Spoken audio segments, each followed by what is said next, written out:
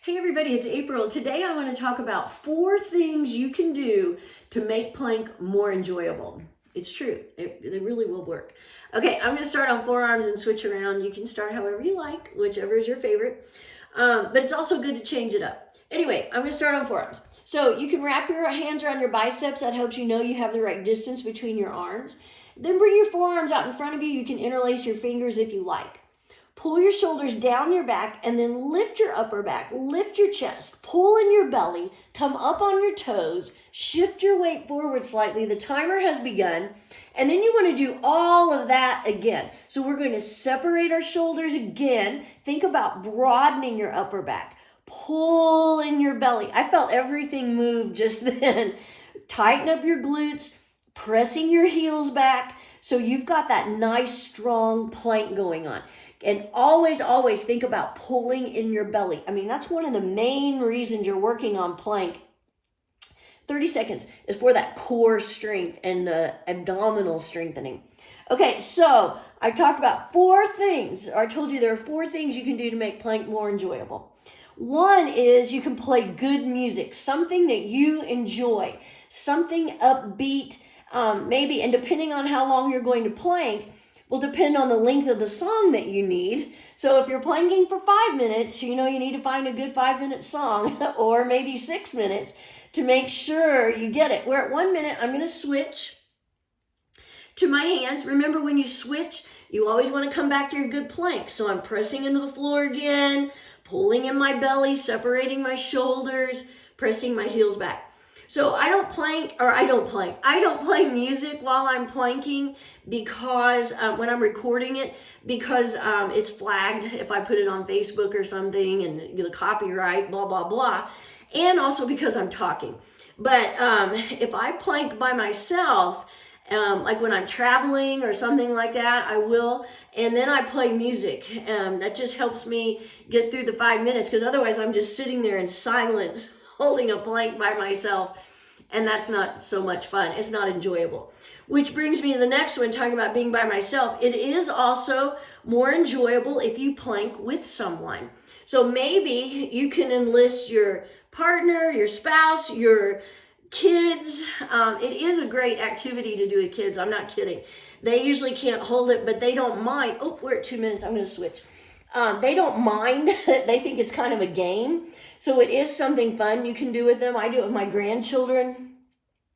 My grown children aren't very interested in planking with me. However, my grandchildren will. So I'm just throwing that out. That is a little activity you can do, and it lets them see you doing some sort of workout, and that's important. We're at 2:30. I'm switching my legs. Also, you can maybe enlist a coworker to do it with you, or a friend.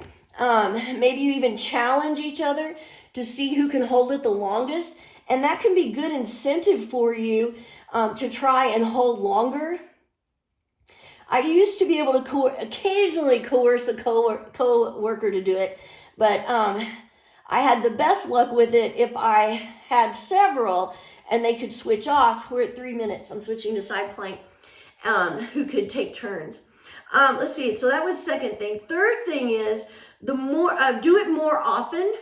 Now I know that seems counterproductive, but or counterintuitive. I don't know which word I want. Anyway, if you can do it more often, it gets easier because you're going to get stronger, and that just makes it more enjoyable when you know, oh, I can plank for a minute. That's no big deal. 3:30. I'm switching sides.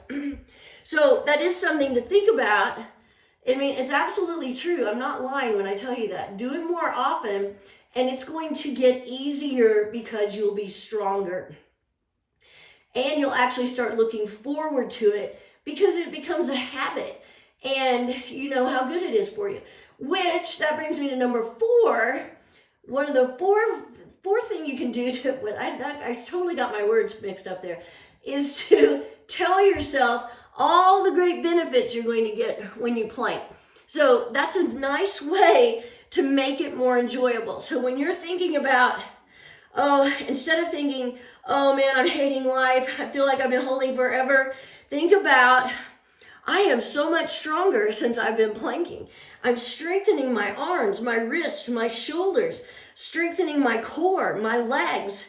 I'm also releasing endorphins, which helps be a great mood booster, helps prevent depression. So if you can think about those things, the great benefits you're going to get from it, that's another way to make it more enjoyable. Even if your arms start shaking, you feel like, oh, I just can't hold it anymore. Yes, you can. Just keep telling yourself, oh my gosh, I love this because it's just so much easier to plank at home. I didn't have to go anywhere. I can do it while it's raining. We're at 5 minutes. I'm going to hold a few seconds longer. I didn't have to go anywhere different, like to the gym. I can do it at work.